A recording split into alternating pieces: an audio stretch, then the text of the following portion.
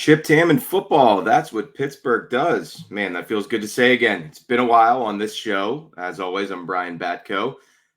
Thanks for joining us. Weren't with you for a few weeks there during Steelers training camp. Was spending a lot more time in the car than I was sitting here at the podcast table. But we are back. Going to get into more preseason action, and then of course the regular season. Going to be joined today by one of our few not first-time guests, a repeater, Trai Essex, former Steelers offensive lineman. We had him on last season. Going to have him on again because we like him so much. And frankly, there's a lot to sift through right now on the Steelers offensive line after these first couple preseason games. So it's going to be fun to chat with Trai. We'll also get his thoughts on the quarterback competition from a former player, former blocker's perspective. So that'll be interesting. As always, this show brought to you by Pella. There's no better place to get new windows and doors installed in your home than Pella, who can help you save on energy costs year-round. Schedule a free in-home consultation with your local Pella Windows and Doors to find the right product for your home and your budget. Give them a call at 866-593-1560 to discuss your project further. That's 866-593-1560 to get started planning on your new windows and doors installation with Pella Windows and Doors of Pittsburgh. When we come back on the other side, going to be joined by Trai Essex here on Chipped Ham and Football from the Post-Gazette Podcast Network. Let's get into it.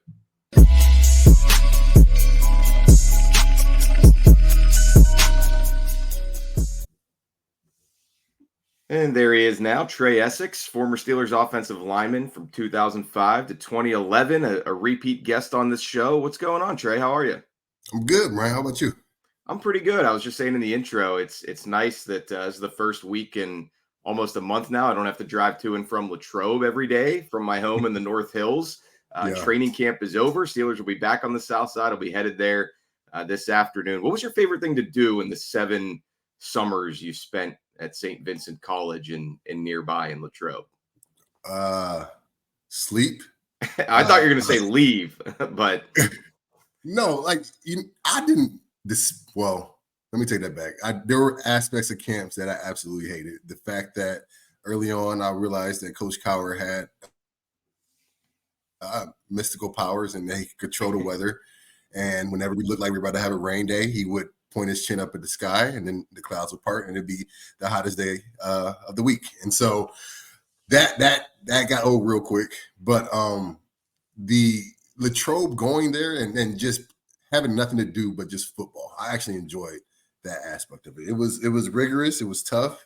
My body hurt, but just the actual being in the space of football 24/7, that was fun to me. I enjoyed that process. Yeah, it was fun this year at Report Day, seeing some of the new Steelers check in at Rooney Hall, and not even the rookies, like the vets who have been to other training camps and, probably a little more player-friendly environments, and they're just like dropping their bags. It's like, all right, we are definitely here to get closer as a team and, lock in on this playbook and these practices every morning and afternoon.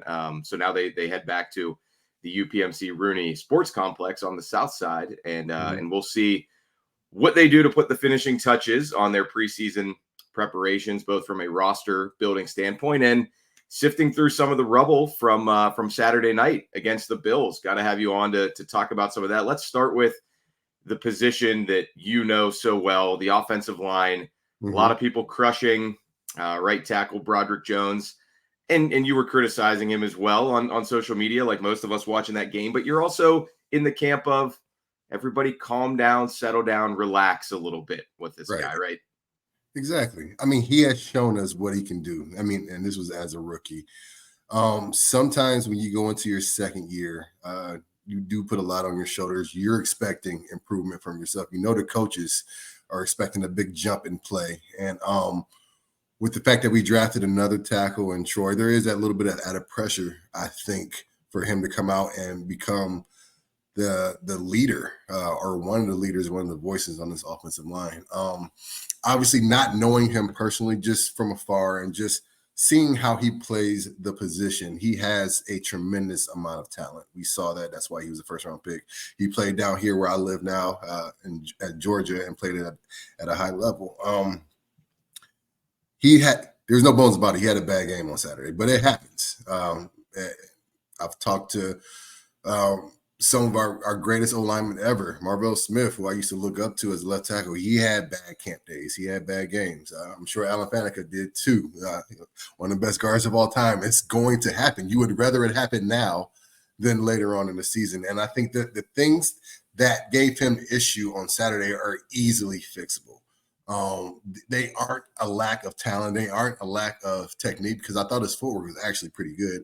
It's just a physicality thing, and that's just a mindset that he has to switch on. I think that he personally took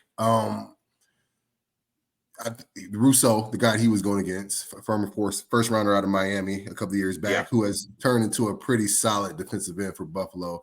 And I think he's in a contract year, or if he's not, he's really close to it. So I mean, unique matchup problem too. He's like 6'6", lean 245. So it's like, it's not the guy that you're typically seeing every week in and week out.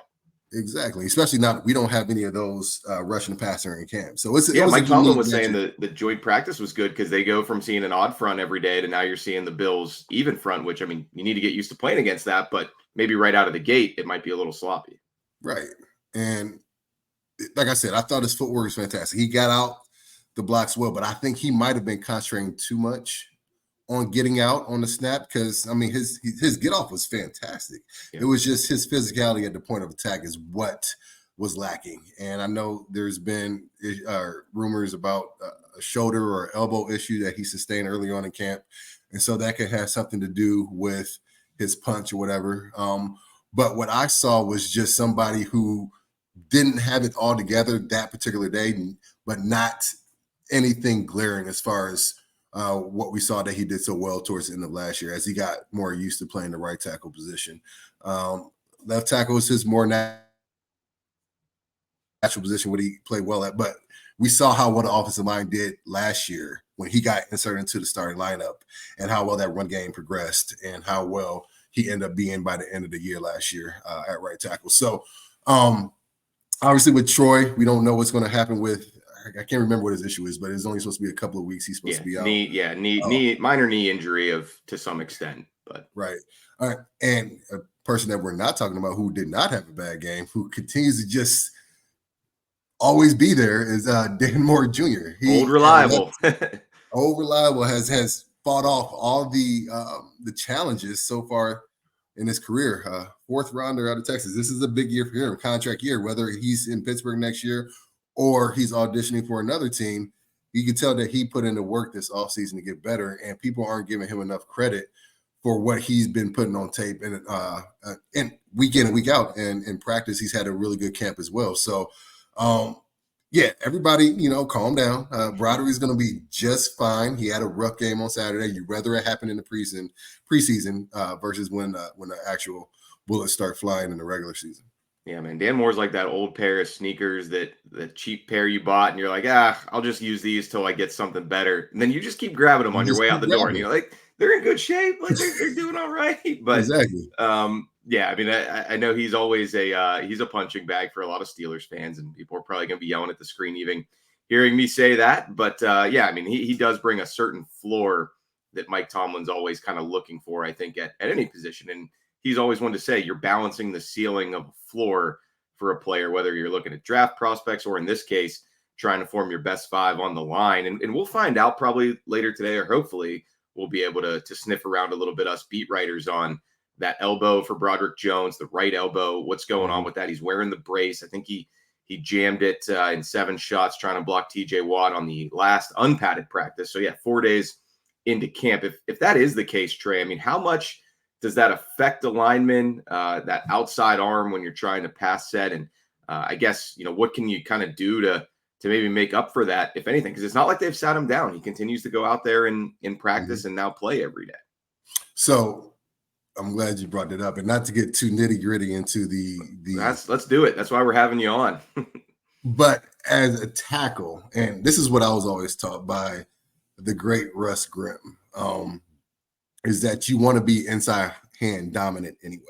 And so I think if that's the case, the right elbow is giving an issue. It's better that he's on the right side, because you want to be inside out at all points, because if you're inside out, the quarterback has a chance to step up into the pocket. And so if you're punching with your inside, and I don't know how it looks on the screen, it's kind of inverse, but if you're a right tackle and you're punching with your left hand, that's good because your hips not turning, you're staying square, and it makes the hump a little bit wider for the defensive end to get around.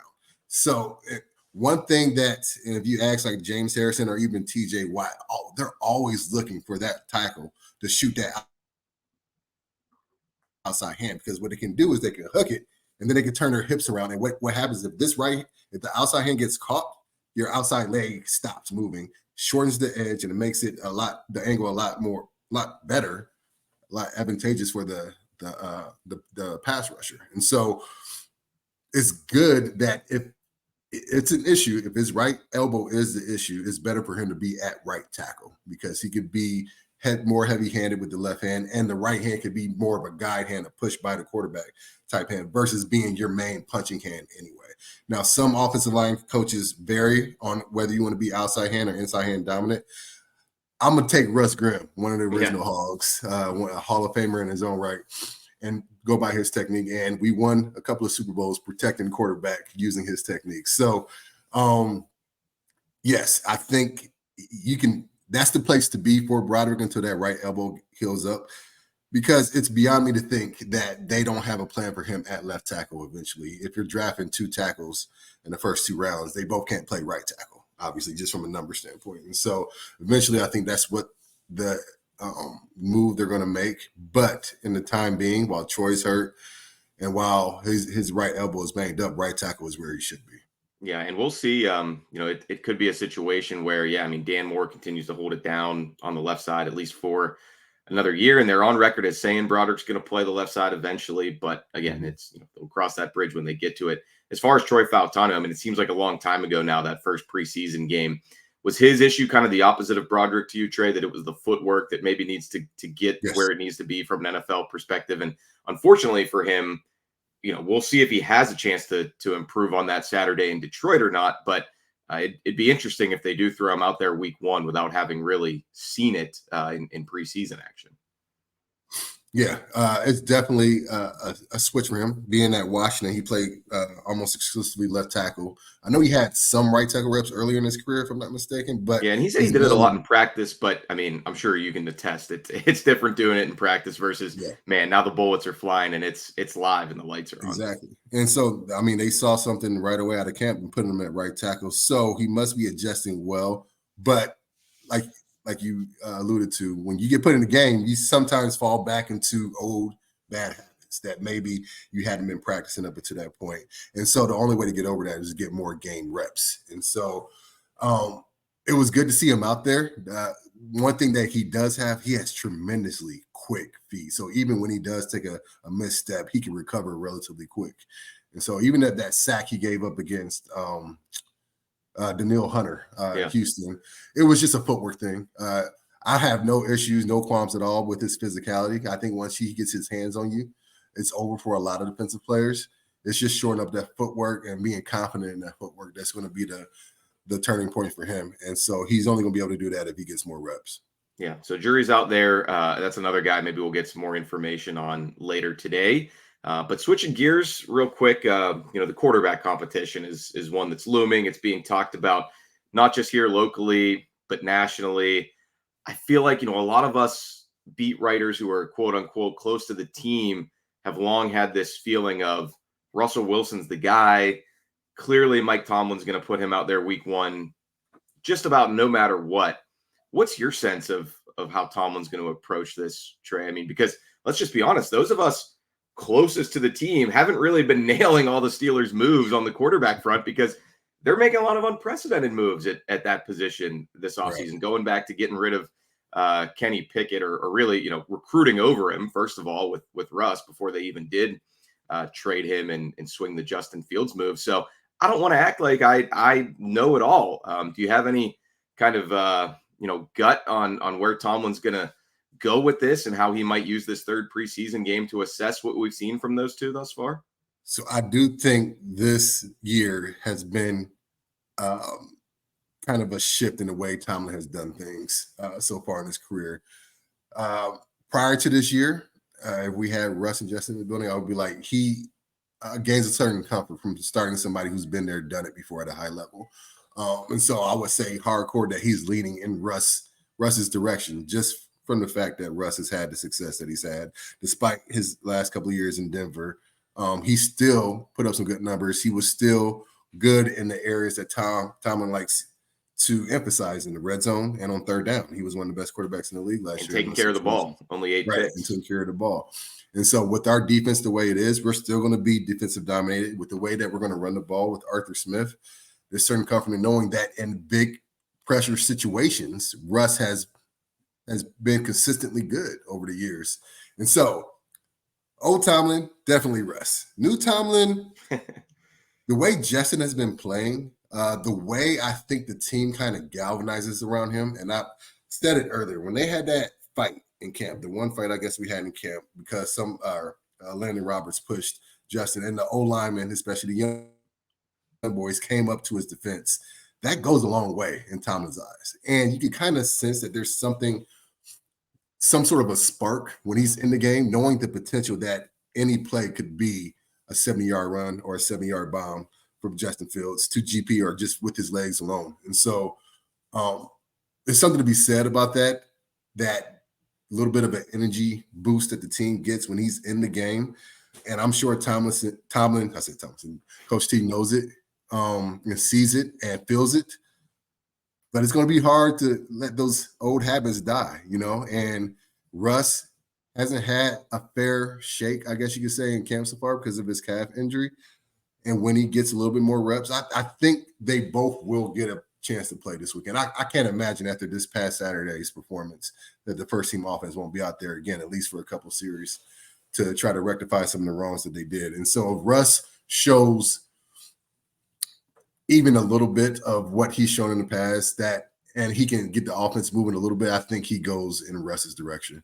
And I think this overall, I think this helps Justin tremendously. No matter what, if he's out there playing, I think this offense fits great for him. I think Arthur Smith gets excited when he calls plays with Fields in the game because he can do so much. He could be a lot more creative.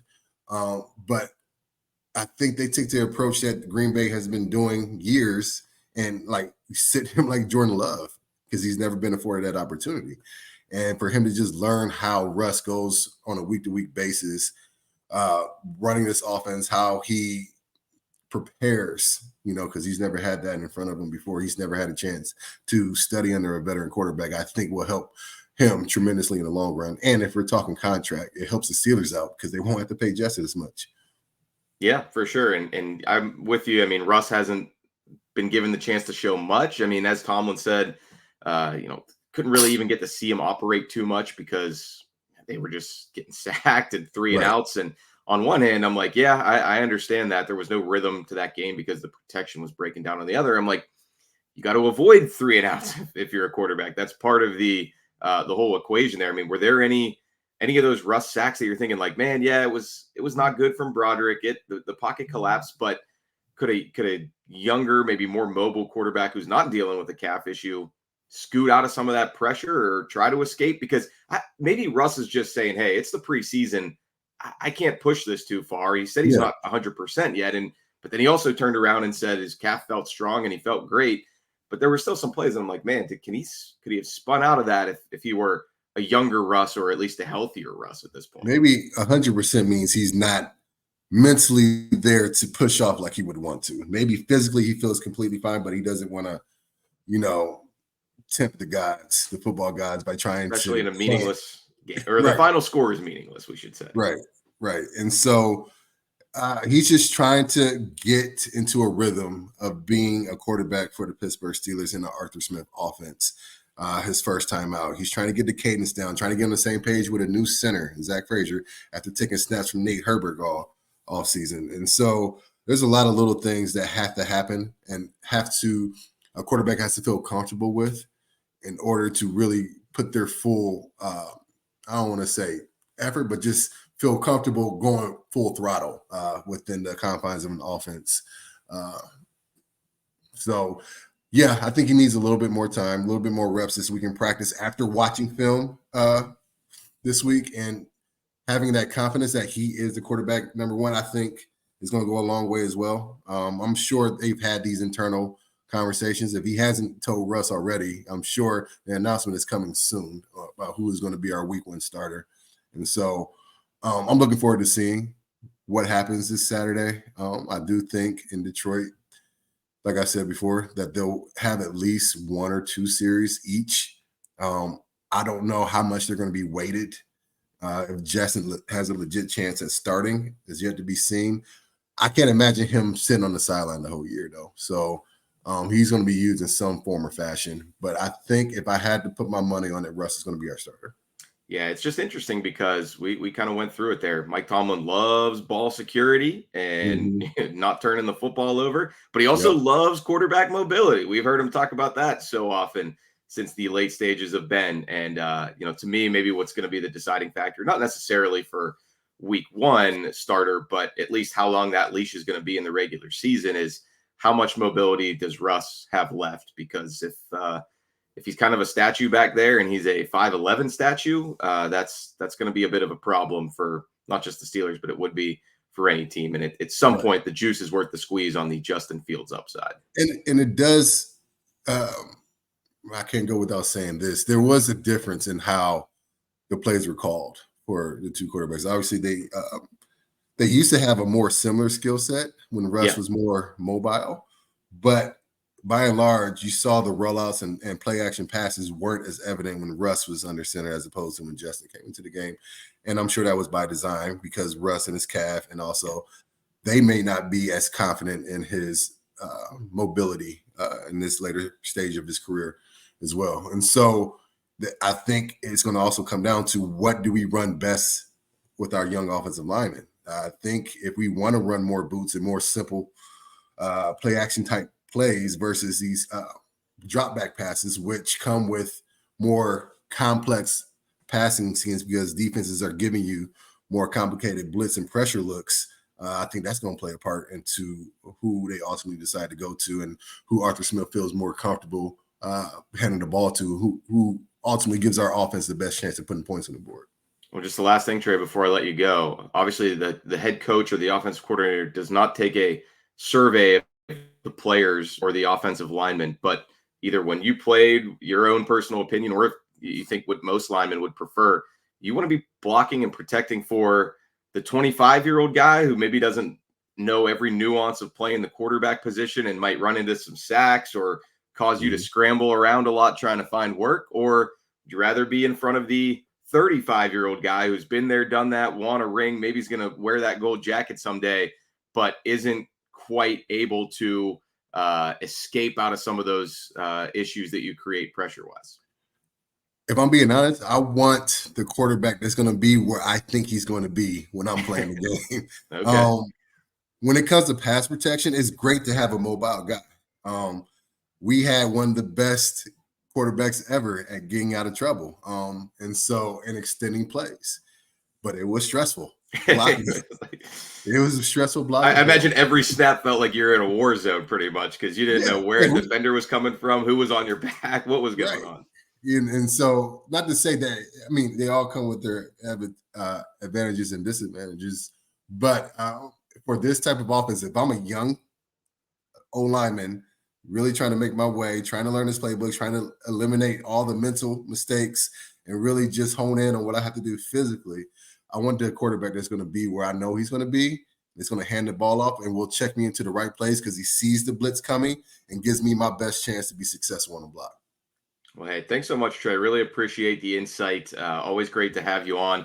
It's Trey Day 79 on Twitter. You guys can all check out his thoughts. Certainly ramps up when the games are going on, and we're getting close. We're getting close to September. It feels like fall right now in Pittsburgh. It's like 60 degrees. I need it. I need it in my life. Yeah, it's going to be a lot of fun. Appreciate you coming on, Trey. Hopefully we'll do this again soon. For Trai Essex, I'm Brian Batko from the Pittsburgh Post-Gazette. Thanks for finding us here on the Chip Tam and Football Show. We'll talk to you next time.